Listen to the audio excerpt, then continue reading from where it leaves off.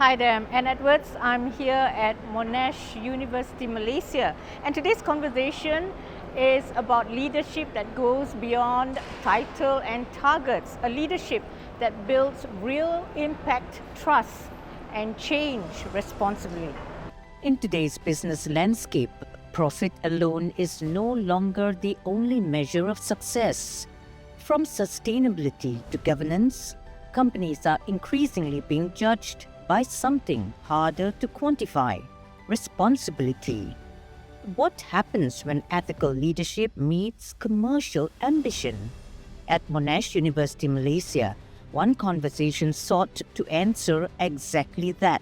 Hosted by Monash University Malaysia, the ACES Institute, and the UN-supported Principles for Responsible Management Education, or PRME, the dialogue brought together academia and industry for a closer look at leadership and practice. When you make up your mind and you have a dream, chase for it, because you have only one life to live. And secondly, when you are starting doing your startup company, first of all, you have to survive.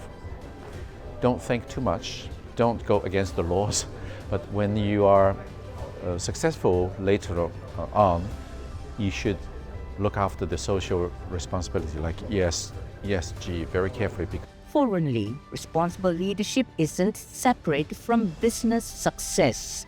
It is business success.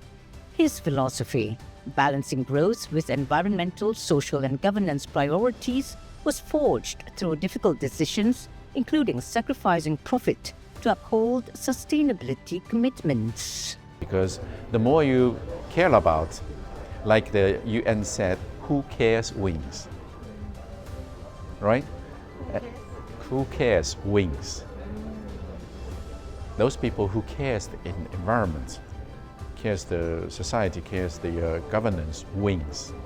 It's a message increasingly relevant for future business leaders, especially as companies face growing scrutiny over how they scale responsibly.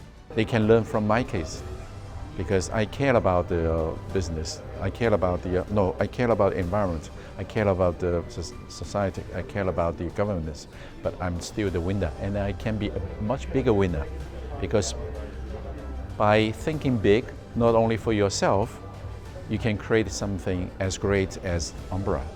His flagship innovation, the Ombra Smart Pergola, is an ultra-modern solar pergola which has sustainable materials and smart control features.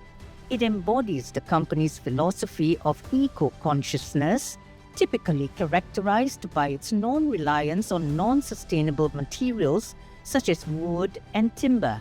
Under his leadership, Letright has grown into one of China's top outdoor furniture exporters, with operations spanning more than 70 countries. So this is a great case for Monash to choose from, because ESG doesn't mean that you have to pay a lot without improving, without growing your business, but maybe the other way around.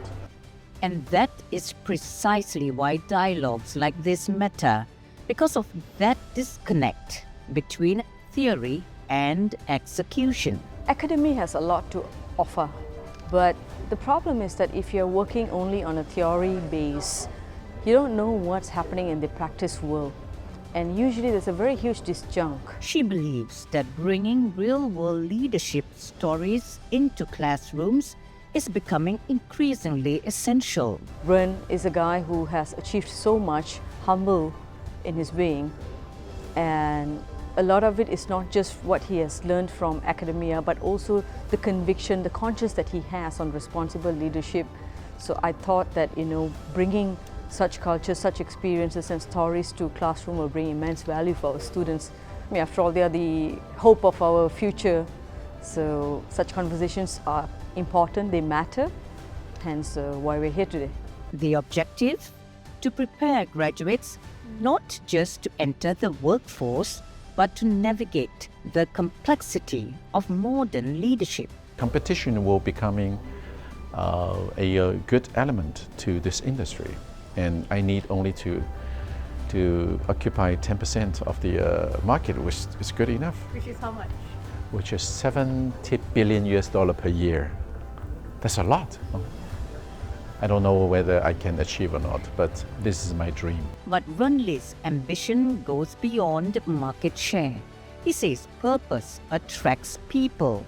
And when leadership is authentic, ambition becomes contagious. And this dream brings more talents into my company because they can see from my face and from my practice, from my behavior, they trust, they believe in my dream, and this dream becomes their dream. As expectations around business continue to evolve, so too must leadership. And if conversations like these signal anything, it is that the next generation of leaders may need more than strategy to succeed. They may need purpose. And there you have it. Great insights and honest perspectives about how responsible leadership looks like, especially in a rapidly evolving Asia. I'm Anne Edwards for ACES.